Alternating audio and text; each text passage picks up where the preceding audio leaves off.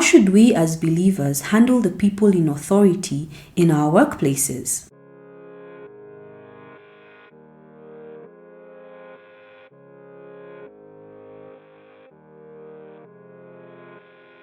Hi, my name is Mary. One of the functions that God has for me in my life, one of the things that He has had me do and continue to do in the course of my life is journey with people in the context of the marketplace. And I do a lot of that under Kairos Consultancy. And what that means and what it looks like is that I often have conversations with people regarding their careers, regarding their businesses, how to navigate different seasons of their lives when it comes to their work. And one of the things that interestingly crops up every so often is the relationships that people have with their bosses, with their managers, with their leaders at work. And it's a very unique dynamic because unlike say a church context where most if not all of us are believers, in the workplace it's more of a mixed grill. You may find people of the same faith as you. You may have people who don't necessarily have faith in a particular religion. You may have people who don't believe in the whole religion thing at all. You may have people who are in between. They've not quite figured out where they land, and so they're sort of experimenting and doing all sorts of things. And because of that, one of the pitfalls that I've found, especially for believers who are under authority at work, is that we tend to unconsciously undermine people who are not believers, especially when those people are our leaders. So let's say you have a boss who engages in vices that you do not because you're a Christian. There is a level of looking down upon that can easily start to creep up in your heart if you're not careful, because you're viewing this person in the flesh and not seeing the position of authority that they have in the spirit. Because yes, in as much as they may not have fully surrendered their lives to God, they still do hold a position of authority. Consider this: there are so many kings in the Bible who for all intents and purposes were as extremely opposite to God as you can get. They were engaged in all forms of debauchery that would make the craziest person in your workplace look like an innocent child. And yet God still upheld that authority that they carried in one way, shape or form. There are times He even used kings such as Cyrus, who were not believers. They were not people who would be said to be people of God in the traditional sense. But He used them and even went as far as to say, Cyrus is my servant. He called a king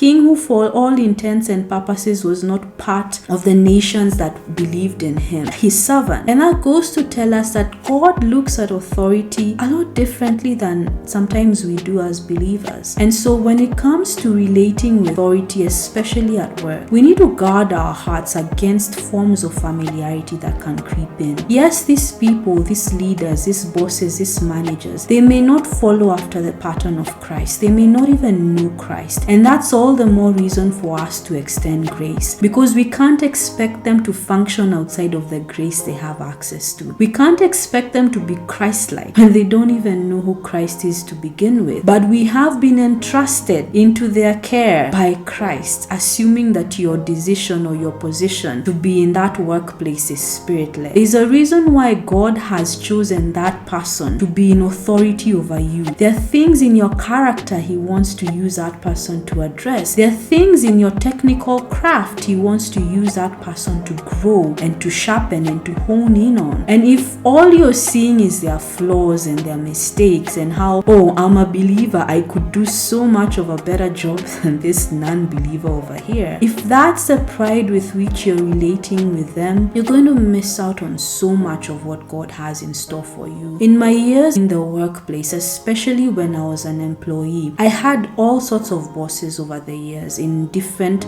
capacities, in different workplaces. And each one of them was human, and that means each one of them had their strengths and their weaknesses. But one of the things that the Holy Spirit helped me to do early on was to make a decision, one, to honor them regardless. My honor for them was not contingent on them being Christ-like to me. It was purely on the basis of, this is someone whose authority I am under, and that is reason enough for me to honor that position that they have and who they are, even when I don't agree with them, especially when I don't don't agree with them. And he also helped me determine to learn as much as I could from these people, especially in the areas where we clashed, especially in the areas where I felt slighted or I felt misunderstood. I kept going back to God and asking him, you've allowed me to enter this situation. What is it that you want me to see? What is it that you want me to learn? Help me open my eyes and ears and be a good student so that I don't miss out on this opportunity that looks like a misunderstanding on the outside, that looks like a slight on the outside, but in actual sense is a tool in your hands to help me grow and become better. So we do have an opportunity as believers in the workplace to make a choice to honor, a choice to learn from, a choice to submit to, even those who may not necessarily believe in the same God that we do, but do function in an authority that in one way, shape, and form is tied to the God-given authority